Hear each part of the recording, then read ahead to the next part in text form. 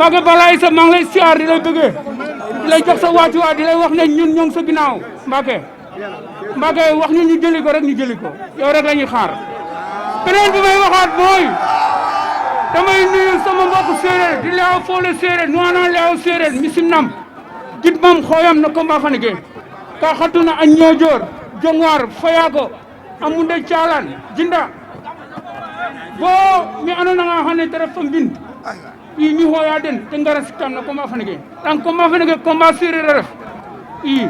a jarana mu ñisole mi i kon nu ga kina wana ten rek fado fiim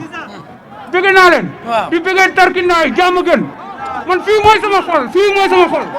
open presse xam naa ne mënul yegg xam naa ne mënul xaj fii mais man fii mooy sama base fii mooy sama xol fii mooy sama jamaa parce que alxuraan fii jàmm gën ku leen bëgg rek ma bëgg la parce que Serigne Bamba muusu jàmm gën wala xaji jàmm gën sax ku la bëgg ma fonk la parce que maam Serap Fall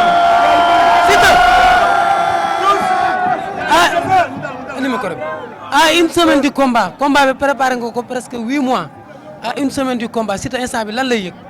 waaw li may yëg lenn dong la tawfeex mbégte am jaamu ju bari samay supporters di leen wax ne damay dalal seen xel di leen wax ne lamb ji dama koy jooy benn jooy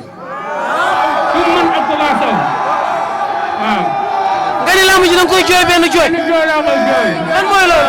xamoo li loolu. wax ma ko. da ngay xooli ku dégg kàr la wala koo xam ne dégg na dégg-déggam xool na ma laaj ko mu wax la ko aw ma temps wax la ko fii. wax ma ko rek Siteu. waxal leneen.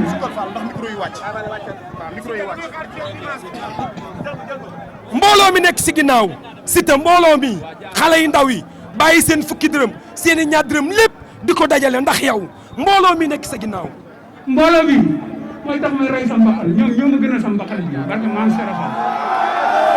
Fall bu doon sama mbaxal bi kese bu doon sama mbaxal kese kon ma dem États-Unis toog foofu dégg nga mais ñii seen loxo jotu seen ginnaaw ñii ñoo nekk ndaw yi nga xamante ne ñoo ëpp xel ñii ñooy ndaw yi nga xamante ne ñoo takk jàng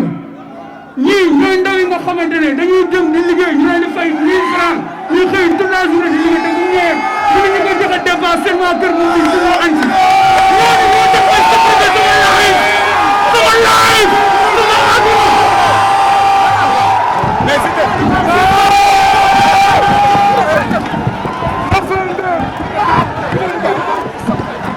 lan ngeen di wax waa Parcelles yéen bu ngeen yéexee ñëw du ngeen toog. non loolu wax bu yàqu la ñoo moom stade bi ñu leen wax nañ ñëw si jàmm dalal si jàmm ñu dalal si jàmm ñu ñibbi en tout cas ñoom nañ ñëw teg fair play rek bu ñu ko tegee rek fekk luñ fi teg.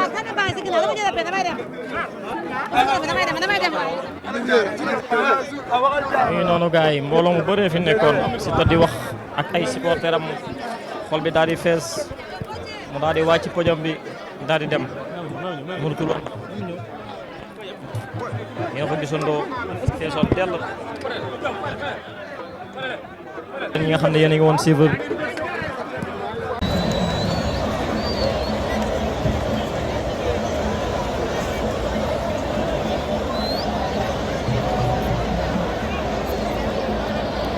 say